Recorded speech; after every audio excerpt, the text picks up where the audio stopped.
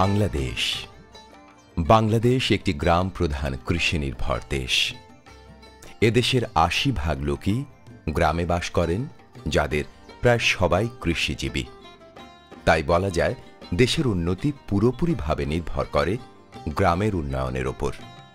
আমাদের গ্রামের অধিকাংশ মানুষই অশিক্ষিত হবার ফলে তাদের সচেতনতার অভাবে রাষ্ট্র প্রদত্ত বিভিন্ন সুবিধাদি, যা রাষ্ট্রযন্ত্রের সবচেয়ে ছোট একক ইউনিয়ন পর্যন্ত পৌঁছায়, তা গ্রহণ করতে পারছেন না। ইউনিয়ন পর্যায়ের বিভিন্ন সরকারি বেসরকারি সেবাদানকারী প্রতিষ্ঠান ও তার কর্মীরা, যা সংক্ষেপে এনবিডিএস, তারাও লোকবলের অপ্রতুলতার কারণে গ্রামের সবাইকে সেবা দিতে পারছে না। শুধু যারা তাদের কাছে আসছে বা তারা যাদের কাছে যেতে পারছে, তারাই এককভাবে সুবিধা পাচ্ছে। এই সমস্যা দূর করার জন্য BRDB, Bangladesh rural development board, শুরু করছে এক নতুন প্রকল্প, পার্টিসিপেটরি রুরাল ডেভেলপমেন্ট প্রজেক্ট, যা লিঙ্ক মডেল সিস্টেম নামে পরিচিত। এই লিঙ্ক মডেল সিস্টেমের কাজ হচ্ছে সমন্বয় ঘটানো দুটি পক্ষের মধ্যে। এক হলো সুবিধাদাতা, অর্থাৎ সরকারি ও বেসরকারি সেবাদানকারী প্রতিষ্ঠান ও তার কর্মীরা, অন্য পক্ষ হচ্ছে সুবিধা গ্রহীতা বা গ্রামবাসী। এদের দুজনের সম্মিলিত কার্যক্রমেই পিআরডিপি টু লিঙ্ক মডেল। এই সিস্টেম সম্পর্কে সর্বপ্রথম ইউপি চেয়ারম্যান বা মেম্বারগণ ইউসিসিএম-এ ধারণা পান। ভিসি অর্থ হচ্ছে ভিলেজ কমিটি বা গ্রাম সভা, গ্রাম থেকে নির্বাচিত গ্রামের উন্নয়নের জন্য গ্রামের সভা। সরকারিভাবে লিঙ্ক মডেল সিস্টেমের সঠিক বাস্তবায়নের জন্য দায়িত্বপ্রাপ্ত কর্মকর্তা হচ্ছেন ইউডিও বা ইউনিয়ন ডেভেলপমেন্ট অফিসার, যিনি ইউপি চেয়ারম্যান বা মেম্বারদের সহায়তা করেন গ্রাম কমিটি বা ভিসি গঠন করতে। এসব কিছু অজানা ছিল পোষনা গ্রামের আলাউদ্দিন মিয়ার। পেশায় তিনি কৃষক। একদিন সকালে পথে তার সঙ্গে দেখা হলো মেম্বার সাহেবের।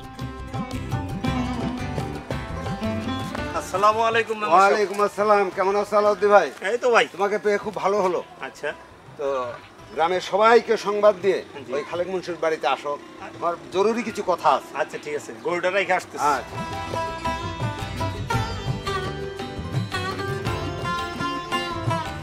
আসসালামু আলাইকুম। ওয়ালাইকুম আসসালাম। বসুন বসুন বসুন। আসসালামু আলাইকুম। ওয়ালাইকুম আসসালাম। বসেন স্যার, বসেন। আসসালামু আলাইকুম। বসুন।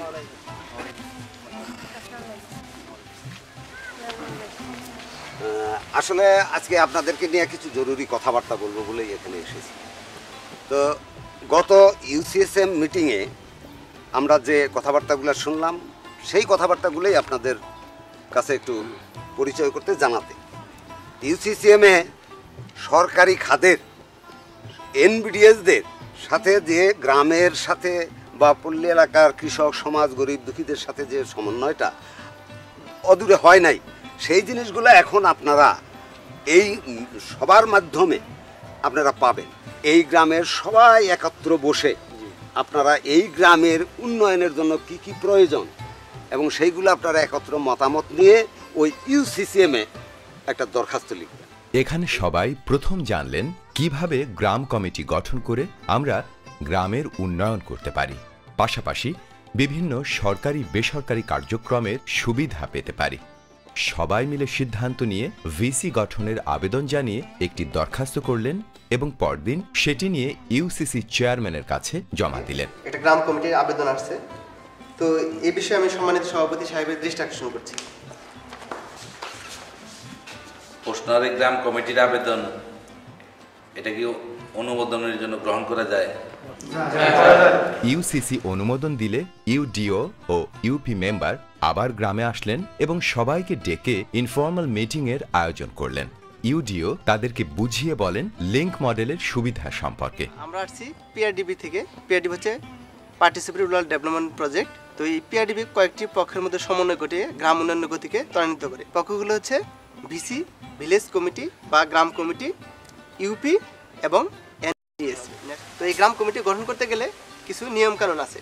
তো এই নিয়মকানুনগুলো আপনাদের সম্মুখে অর্গানাইজার সাহেব আছেন, উনি ডিটেলসভাবে এই নিয়মকানুনগুলো আপনাদেরকে বলবেন। এবং এই গ্রাম কমিটি গঠন করতে গেলে আমাদের প্রথমে যেটা করতে হয় সেটা হলো যে গ্রামবাসীর মধ্যে থেকে একটা দরখাস্ত আহ্বান করতে হয়, যেটা আপনারা ইতিমধ্যে করেছেন। তো সেই দরখাস্তর ভিত্তিতে আমরা প্রথমে ওই গ্রামে একটা ম্যাপিং করে থাকি। তো সেই ম্যাপিং করার পরে আমরা যেটা করে থাকি সেটা হলো যে বাড়ি বাড়ি আমরা খানা জরিপ করে থাকি, যে আপনাদের গ্রামে কতগুলা খানা আছে। সেই খানা জরিপের পরে আমরা একটা সাধারণ সভা ডেকে থাকি।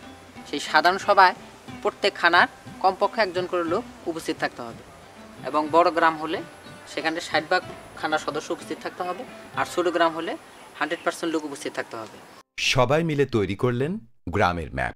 গ্রামের রাস্তা, বিভিন্ন পাড়া, বাড়ি এবং মাঝখান দিয়ে বয়ে যাওয়া খাল। এ বাড়ি ও বাড়ির মধ্যে আলাউদ্দিন খুঁজে পেলেন নিজের বাড়ি। ম্যাপ তৈরি শেষ হলে সবাই মিলে সিদ্ধান্ত নিলেন কোন জায়গা থেকে খানা জরিপ শুরু হবে, কোথায় শেষ হবে, যাতে কোনো খানা বাদ না পড়ে। এবার সিদ্ধান্ত নেন কোথা থেকে আমরা খানা জরিপটা শুরু করব। সেটা প্রশ্নবার থেকে শুরু করলি, প্রশ্নবাড়া থেকে 8টার বাড়ি থেকে শুরু করব। আলাউদ্দিন নিজ উদ্যোগে দায়িত্ব নিলেন ইউডিও, মাতব্বর ও খালেক মুন্সির সঙ্গে বাড়ি বাড়ি গিয়ে খানা জরিপ করার। সঙ্গে থাকেন অর্গানাইজার ও রিসার্চ অ্যাসিস্ট্যান্ট। তো আপনার এই বাড়িতে খানা প্রধানের নাম কি? যে তো আপনার পরিবারের মোট লোক সংখ্যা কতজন? 4 জন লোক।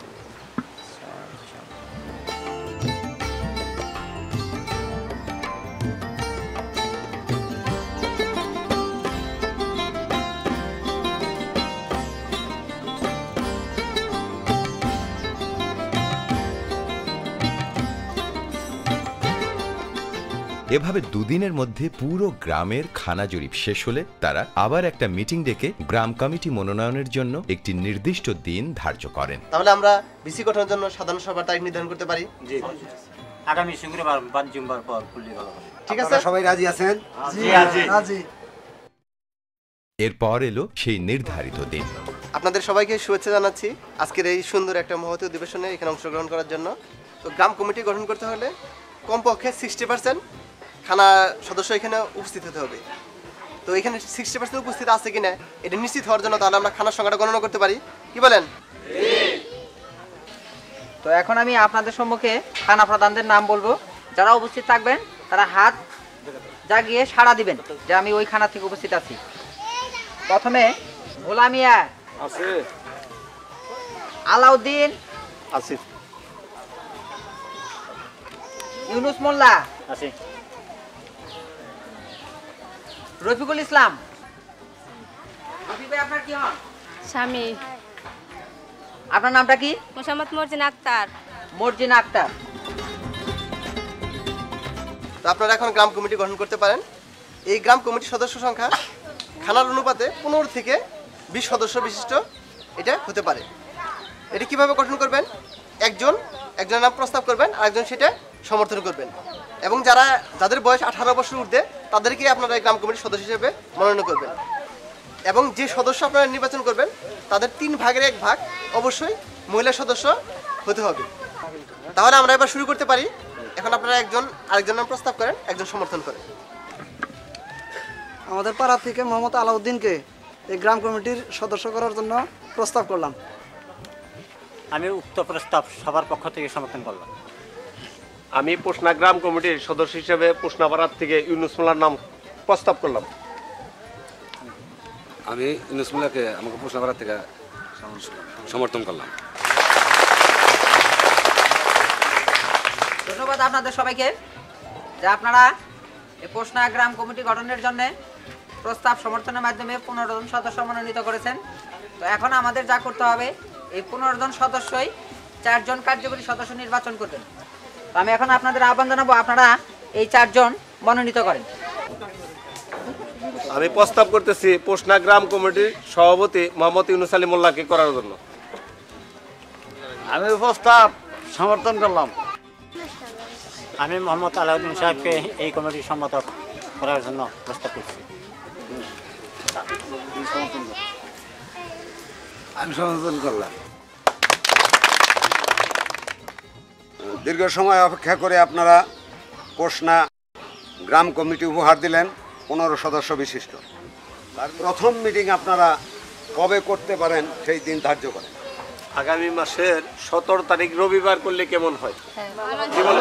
এভাবে ভিসি গঠন সম্পন্ন হলো। এবার হলো কাজের পালা। মিটিংয়ে গ্রামবাসীদের প্রস্তাব মতো উপস্থিত ছিলেন কৃষি কর্মকর্তা। তার কাছ থেকে গ্রামবাসী কৃষি সম্পর্কিত সমস্যার সমাধান জানতে চান। আপনি রোপামনের জমিতে শুধু ইউরিয়া সার প্রয়োগ করেছেন, সার জমিতে ধরে না, কাজ করতেছে না, ধরে না মানে কাজ করতেছে না, ফসল সবুজ হচ্ছে না। এর কারণ আপনারা স্বভাবতই সুষম সার ব্যবহার করেন না। প্রতি একরের জন্য আপনি ইউরিয়া সার ব্যবহার করবেন 60 কেজি, টিএসপি সার ব্যবহার করবেন 20 কেজি, এমপি সার ব্যবহার করবেন 20 কেজি, জিপসাম ব্যবহার করবেন 12 কেজি। আপনি কোনো সারই দেন নাই, দিচ্ছেন শুধু ইউরিয়া। এই জন্যই আপনার জমিতে সার কাজ করতেছে না।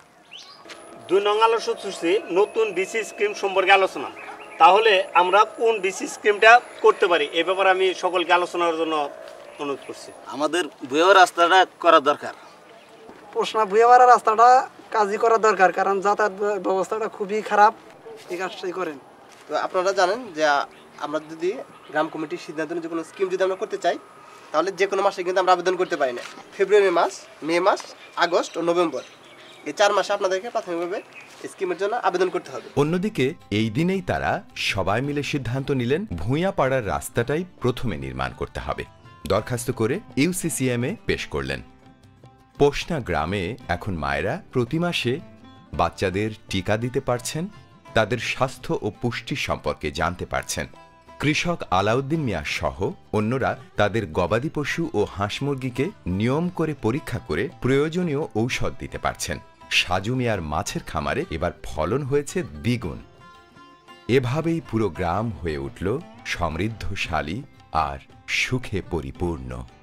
কারণ একটাই, গ্রাম কমিটি আছে তাই সুবিধা সেখানেই পাই।